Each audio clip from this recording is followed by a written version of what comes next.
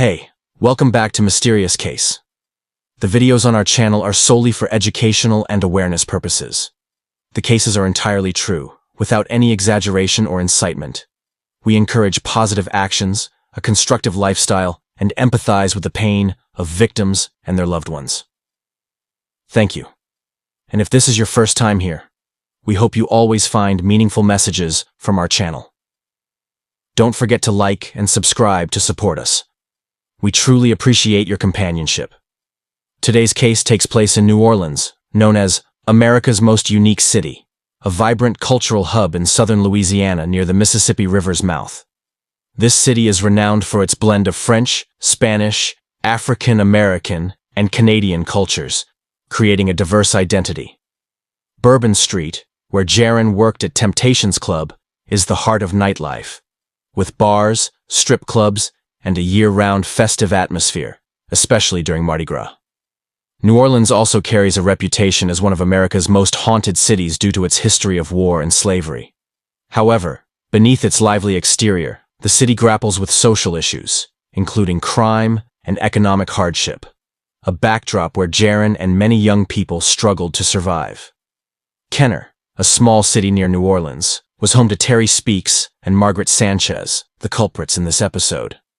Kenner is a suburban area with a quieter community compared to central New Orleans. The couple's house became a focal point of the investigation when police suspected it as the murder scene. The area is mostly residential, with low-rise homes and a reserved lifestyle, as neighbors describe Terry and Margaret's secretive nature. The couple who killed Jaren Lockhart. This is Jaren Lockhart, born on February 28, 1989, in Independence, Louisiana. A young woman full of determination, but with a challenging life. Daughter of Donna and Pete, Jaren grew up in a large family with two brothers, Lance and Nick, and three sisters, Nikki, Andrea, and Alyssa. However, her family broke apart early, forcing her to face hardships from a young age. As a teenager, Jaren moved to Tangipahoa Parish, where she had to mature faster than her peers. A lack of emotional and financial support left her yearning for someone to care for and protect her. In high school, Jaren befriended Katrina Fredman, who remembered her as a bright, creative girl who loved poetry and art. Jaren often wrote poems and drew to express her emotions, while also experimenting with hairstyles and colors based on the seasons. I used to change my hair color a lot too. It feels like a refreshing way to reinvent oneself. These hobbies helped her stay optimistic despite her tough circumstances. At 16, she met Jeremy Foster, who became her long-term boyfriend. Together, they welcomed their daughter Riley when Jaren was 20. To Jaren, Riley was the light of her life, and she was determined to be a good mother, unlike her own deprived childhood. To support her family, Jaren earned her GED and attended cosmetology school, but financial struggles pushed her to find other means. From 2009, she began working as a dancer at Stilettos, a bar on Bourbon Street, and later at Temptations, a strip club. The job was unstable, and Jaren only worked when Jeremy was unemployed, always prioritizing her family. Despite the risks in the industry, Jaren was cautious, never accepting private party invitations or going with strangers. However, a decision in the summer of 2012 changed everything, leading her to an unimaginable tragedy. You know, this job is quite complex, because you often deal with people who aren't sober, or sometimes, even dangerous individuals. In the summer of 2012, Jaren Lockhart, then 22 years old, was living with her boyfriend Jeremy Foster in a budget motel on Tulane Avenue, New Orleans. Their daughter Riley was being cared for by her grandmother, while Jaren and Jeremy struggled with financial hardship. Jaren returned to dancing at Temptations Club on Bourbon Street, a job she didn't enjoy but needed to make ends meet. Cautious by nature, Jaren always declined risky offers, such as attending private parties or leaving with strangers, fully aware of the dangers in her line of work. On June 6, 2012, a warm Wednesday evening in New Orleans, Jaren had a disappointing shift at Temptations. She earned almost no tips, heightening her anxiety about paying rent. Near the end of her shift, two familiar faces appeared. Terry and Margaret Sanchez, a couple Jaron had worked with at Stilettos in 2009. Terry had been a bouncer, and Margaret a dancer. Likely feeling a sense of trust due to their prior acquaintance, Jaron engaged in conversation with them. The couple offered Jaron a chance to perform at a private party that night, promising payment for a 1-hour performance before leaving. Though this was out of character for Jaron, the financial pressure and her familiarity with Terry and Margaret led her to agree. Around 2 a.m., security cameras at Temptations captured Jaron leaving the club with the couple. This was the last time she was seen alive. Jaron stepped into the night, unaware that this decision would lead to a horrific fate. When Jaron didn't return to the motel, Jeremy immediately sensed something was wrong. He and his father called her phone 15 times, but all calls went straight to voicemail. After hours of worry, Jeremy contacted the police, and a missing person report was filed. Jaron's family and friends were thrown into panic, with no one suspecting that the clues to come would reveal a horrifying truth about her fate. After Jaren Lockhart didn't return home on the morning of June 6, 2012, anxiety gripped her family and friends. A missing person report was filed with the New Orleans police, but no one was prepared for what followed. Just one day later, on the afternoon of June 7th, beachgoers in St. Louis Bay, Mississippi, stumbled upon a gruesome sight. A limbless torso washed ashore. The torso bore 3 piercings, suggesting the victim was a young woman. Initially, authorities suspected the remains belonged to Michaela Chinook, another missing woman in the area, but this theory was quickly dismissed. 2 days later, on June 9th, a severed leg was found on Pass Christian Beach, not far away. This discovery prompted police to expand their search along the Mississippi coast. They soon recovered 2 arms and another leg in nearby areas like Bay Street, Lewis, and Long Beach. It was clear these remains belonged to the same victim, and police faced the grim task of piecing together the body to identify her. Despite deliberate attempts to remove identifying marks like tattoos, some clues remained. Police found clothing near Long Beach that matched what Jaron wore in the Temptations security footage. The piercings on the torso further fueled suspicions that it was Jaren Lockhart. However, officially confirming her identity took time due to the severe dismemberment of the remains. Jaron's family was devastated. Jeremy Foster, her boyfriend, was nearly broken, and Riley, Jaron's 3-year-old daughter, lost her devoted mother. The community began to mourn, while police intensified their investigation. The autopsy later revealed Jaron had been stabbed in the heart, a fatal wound, and traces of stimulants were found in her system. However, no DNA directly linked a suspect to the victim, complicating the case. The next leads would come from security footage and witness statements, opening new avenues of investigation. When Jaren Lockhart's dismembered remains were found along the Mississippi coast, the New Orleans Police Department, NOPD, swiftly shifted their investigation to identify the killer. A critical lead came from security footage at Temptations, where Jaron worked. The footage showed Jaron leaving the club at 2 a.m. on June 6, 2012, with Terry Speaks and Margaret Sanchez. This was the last time she was seen alive, making the couple immediate suspects. Police discovered that Terry and Margaret had visited multiple Bourbon Street clubs that night, approaching other dancers with offers similar to the one given to Jaron. A dancer named Lacey Dillman revealed they offered her $700 to perform at a bachelor party. Unsettled by their odd demeanor, Lacey declined, noting the couple seemed untrustworthy. Jaron, under financial strain after a poor shift, accepted their offer, leading to her fatal decision. To gather more evidence, police released the security footage, urging the public to provide information about Terry and Margaret. Witnesses began coming forward. Neighbors in Kenner, Louisiana, reported seeing Terry dragging large trash bags from their home the night Jaron disappeared. One neighbor noticed a strong bleach smell from the area. These details heightened suspicions that the couple's house was the crime scene. Police obtained a search warrant for the home and uncovered further clues. License plate cameras recorded Terry's car traveling through Kenner 23 minutes after leaving Temptations, heading toward their house. Later, around 9:30 p.m. on June 6th, Terry's car was captured crossing Interstate 10 toward Mississippi, returning to Louisiana 90 minutes later. Investigators suspected Terry and Margaret transported Jaron's body to the Bay Street, Louis Bridge to dispose of it, hoping to erase evidence. These clues gradually painted a clearer picture of the couple's actions after Jaron vanished. Well, neighbors tell us that this is where Margaret Sanchez lived. Take a look behind me. Police are actually searching this home as we speak right now. If you can see, there are members of Kenner Police Department.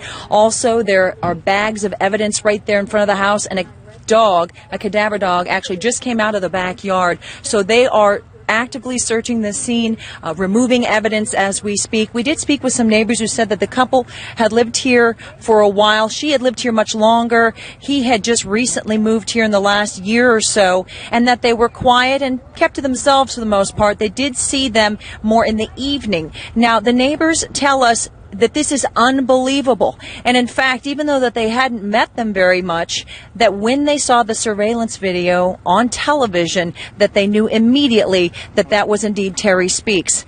Again, neighbors don't know the couple very well, but they said they have seen them. And again, as we are live here in Kenner, investigators on the scene removing evidence related possibly, they think, to the murder of 22-year-old Jaren Lockhart. So, of course, this is a developing story. We will have the latest as soon as it becomes available.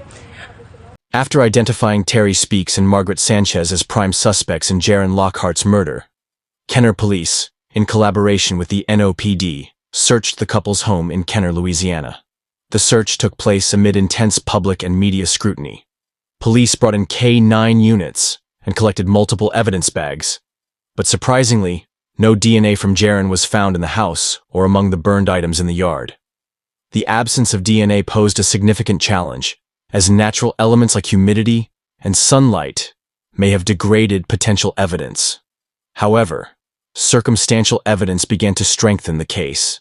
Neighbors provided crucial details. One witnessed Terry dragging 3 or 4 large trash bags from the house the night Jaron disappeared, accompanied by a strong bleach odor. This suggested the killers attempted to erase traces of the crime, possibly by cleaning the scene or destroying evidence. Terry Speaks' criminal history further heightened suspicions. Convicted in 2003 in North Carolina for crimes involving a minor, Terry was a registered sex offender.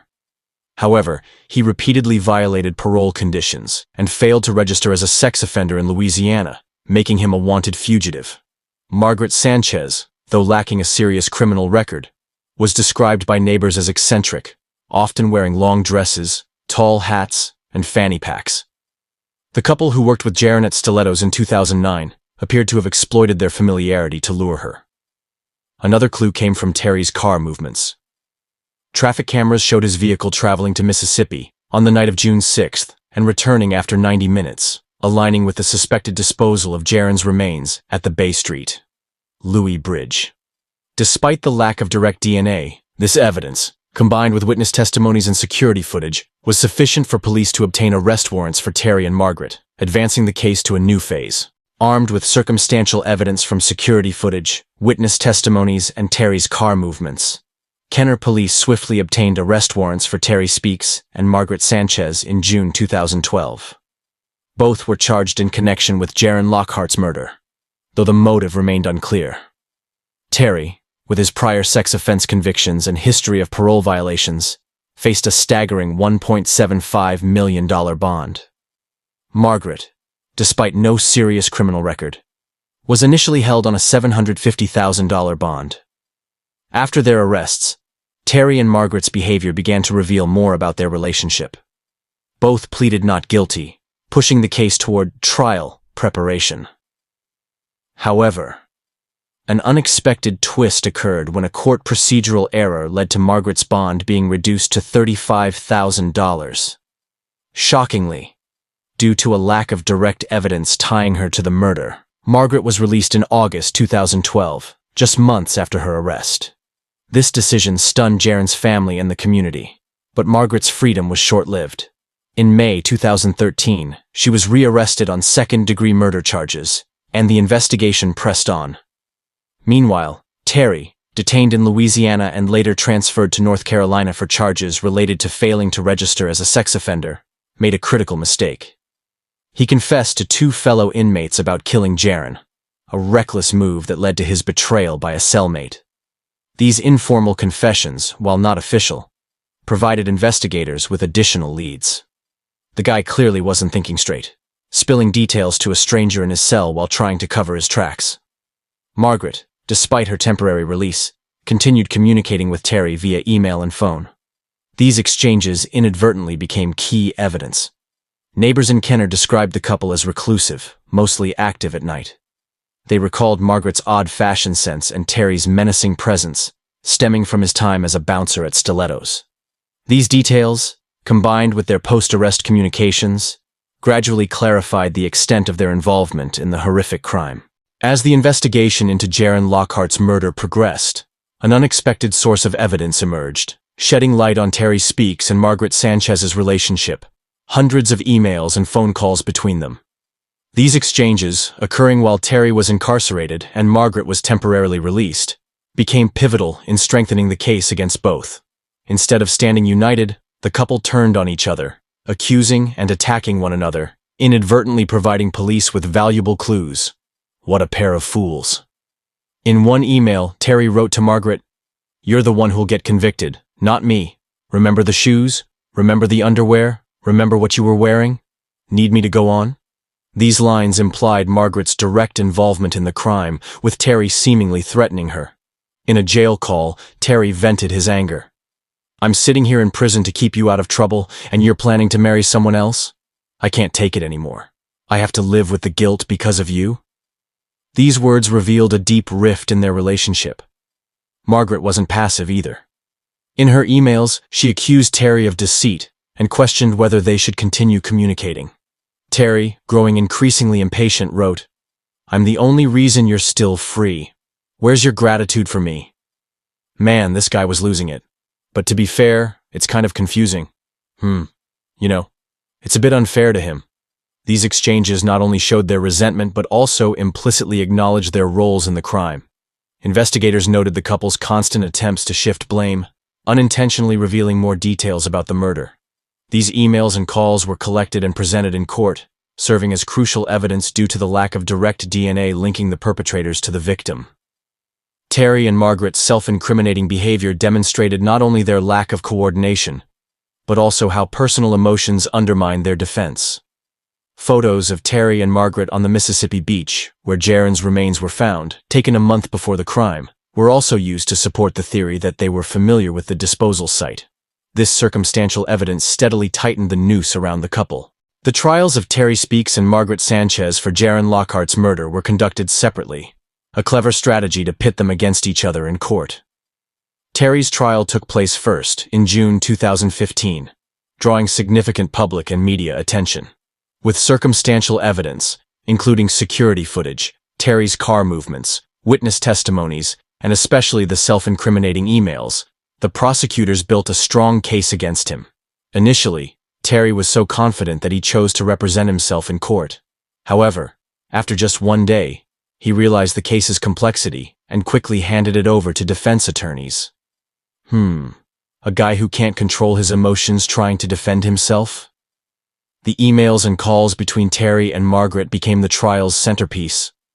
Prosecutors highlighted how Terry tried to blame Margaret while inadvertently admitting his own role through statements like, "I'm the only reason you're still free," or references to items tied to the crime scene. Terry's confessions to 2 inmates in North Carolina were also used, despite his attempts to dispute their validity. Additionally, photos of Terry and Margaret on the Mississippi beach where Jaron's remains were found were presented to show their familiarity with the disposal site.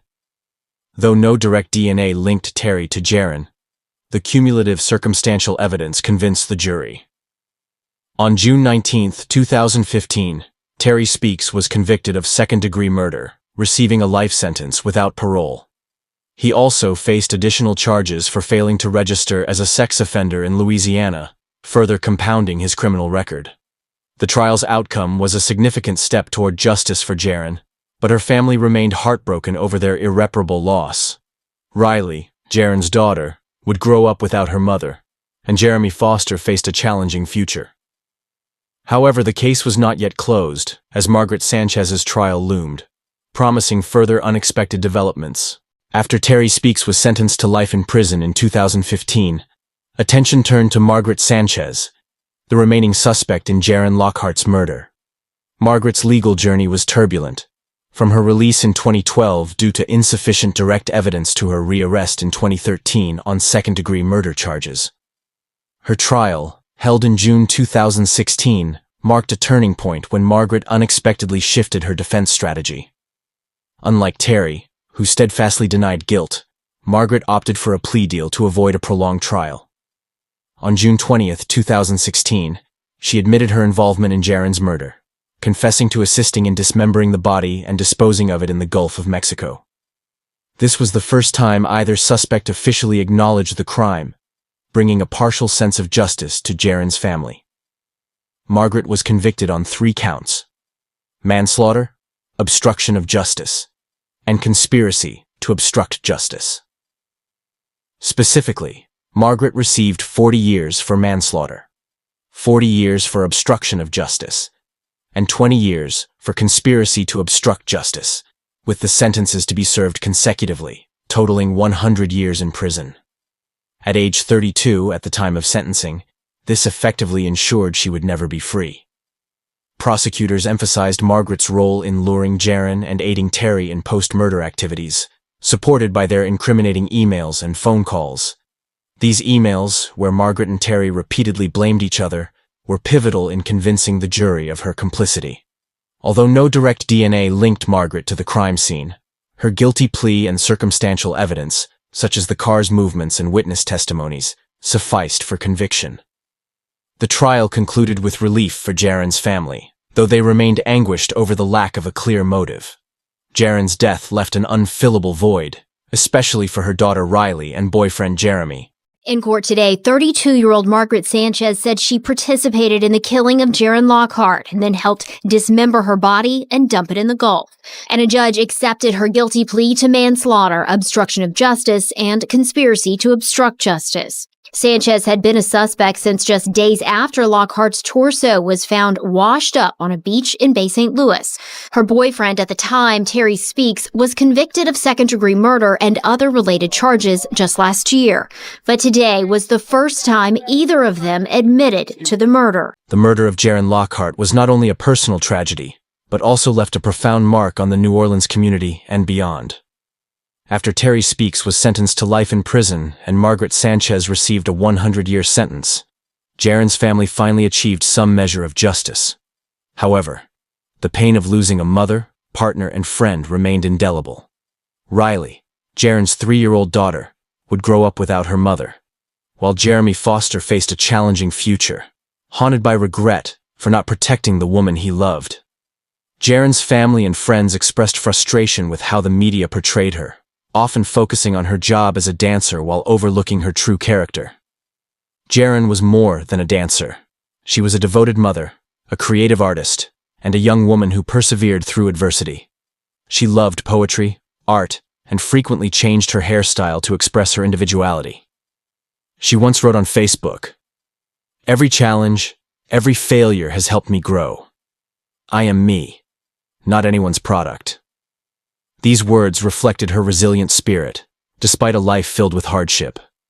The case also exposed the dangers of the adult entertainment industry, where dancers like Jaren often face financial pressures and risky propositions. Jaren's decision to accompany Terry and Margaret, driven by financial desperation, serves as a stark warning about the unforeseen consequences of choices made in moments of vulnerability.